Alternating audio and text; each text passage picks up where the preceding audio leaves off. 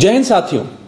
यह सच्चाई है कि आप दोस्त बदल सकते हैं मगर अपना पड़ोसी नहीं, और अगर पड़ोसी पाकिस्तान जैसा हो तो उसे ठीक करने के लिए कठोर दंड देना हमारा पहला कर्तव्य है। आज भारत सिर्फ पाकिस्तान नहीं बल्कि क्रूरता, बर्बरता और आतंकी मानसिकता के खिलाफ एक जंग लड़ रहा है।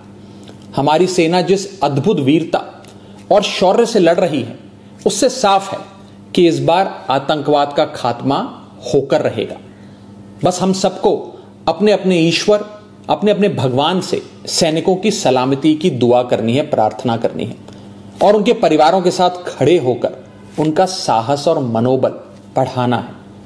जिन परिवारों से निकलकर कर्नल सोफिया कुरैशी और विंग कमांडर व्योमिका सिंह जैसी बेटियां तिरंगे की शान संभाल रही हैं, जिन परिवारों के बेटे सरहद पर दुश्मन का मुकाबला कर रहे हैं, उन परिवारों के साथ चट्टान की तरह खड़ा होना है। दुनिया जानती है कि हमारा ये उसूल है, ना हम किसी को पहले छेड़ते हैं और ना ही बाद में किसी को छोड़ते हैं। 22 अप्रैल को पहलगाम में पाकिस्तानी आतंकियों ने जिस कायरता और क्रूरता से हमारे निहत्थे लोगों की हत्या की थी, वो मानवता के इतिहास पर एक कलंक की तरह है।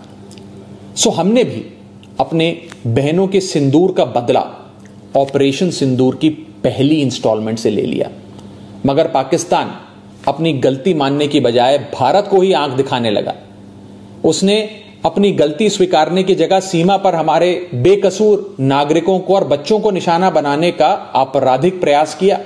वो भूल गया कि भारत जहां बुद्ध की धरती है वहां अर्जुन और भीम जैसे महान योद्धाओं की भी। भारत अगर गांधी का वंशज है तो भगत सिंह और चंद्रशेखर आजाद जैसे वीरों का भी। और इसलिए अब भारत की तीनों सेनाएं पूरी ताकत से बता रही हैं कि भारत पाकिस्तान का बाप है और बाप बाप होता है। हमारी मिसाइलें, हमारे विमान पाकिस्तान की छाती पर गरज रहे हैं। हमारा एयर डिफेंस सिस्टम पाकिस्तान की मिसाइलों और ड्रोन्स को मच्छर की तरह मसल कर मार रहा है। जिन आतंकवादियों ने रहम की भीख मांग रही माताओं के सामने उनके कलेजे के टुकड़े को छीना था, जिन आतंकवादियों ने पुलवामा से लेकर उरी तक हमारे लोगों पर नापाक नजर डाली थी, जिन आतंकवादियों ने 2008 में मुंबई में हमारे सैकड़ों निहत्थों और बेकसूर लोगों की बलि ली थी, जिन आतंकवादियों ने 2001 में हमारे लोकतंत्र के मंदिर इंडियन पार्लियामेंट पर घिनौना हमला किया था, जिन आतंकवादियों ने 1993 में हमारी आर्थिक राजधानी मुंबई को सीरियल ब्लास्ट से दहला दिया था, हमारी सेना उन आतंकवादियों को और उनकी नफरत की मानसिकता को पूरी ताकत से दफनाने में जुटी है। बस हम सबको आपस में एक रहना है। मुसीबत में देश की कमजोरी नहीं बल्कि ताकत बनना है।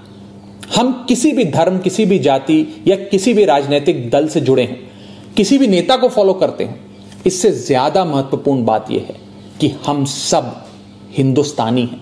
We are all Indians. अगर कोई हमारे देश और मातृभूमि की तरफ आंख उठाएगा उसका जवाब हम सब मिलकर देंगे।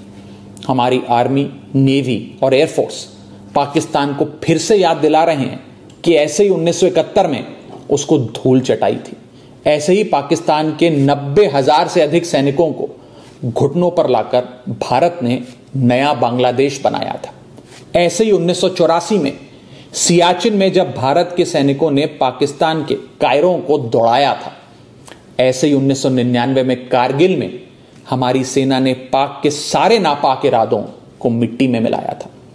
मगर पाकिस्तान की मेमोरी लगता है कमजोर है, इसलिए समय समय पर याद दिलाना पड़ता है। जो देश 24 घंटे 365 दिन पूरी दुनिया के सामने भीख का कटोरा लेकर खड़ा रहता है, जो देश अपने बच्चों के हिस्से का दूध आतंकियों को पिलाता है, उसका फन कुचलने का इस बार इरादा हर हिंदुस्तानी ने ठान लिया है। अब की बार पाकिस्तान को सुधार कर रहेंगे। भारत पाकिस्तान को चुनौती और चेतावनी दे रहा है कि सुधर जाओ, वरना अब काशी से लेकर इस्लामाबाद तक बहेगी गंगा, रावलपिंडी में लहराएगा भारत का तिरंगा। जय हिंद। असेच व्हिडिओ पाहण्यासाठी DSN मराठीच्या सर्व प्लॅटफॉर्मला सबस्क्राईब किंवा फॉलो करा। व्हिडिओला लाईक करा, कमेंट करा, शेअर सुद्धा करा। व्हिडिओ पाहिल्याबद्दल धन्यवाद.